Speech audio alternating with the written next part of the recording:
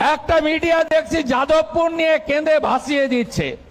যাদবপুরে জানেন বন্দে মাতরম বলতে দেওয়া হয় না, যাদবপুরে জানেন জাতীয় পতাকা ওঠে না, যাদবপুরে জানেন শিক্ষা দপ্তরকে ঢুকতে দেওয়া হয় না, যাদবপুরে জানেন সিসিটিভি লাগাতে দেওয়া হয় না, যাদবপুরে এক শ্রেণীর টুকরে টুকরে গ্যাং, এক শ্রেণীর জিহাদি যারা রাষ্ট্রবিরোধী 26শে জানুয়ারি 15ই আগস্ট পালন করে না, বন্দে মাতরম গাইতে দেয় না, তাদের পক্ষ নিয়ে যতই মিডিয়ার গ্রুপ লিখুন না কেন, আমরা যাদবপুরের ভিতরে এবং বাইরে জাতীয়তাবাদকে প্রতিষ্ঠা করবই।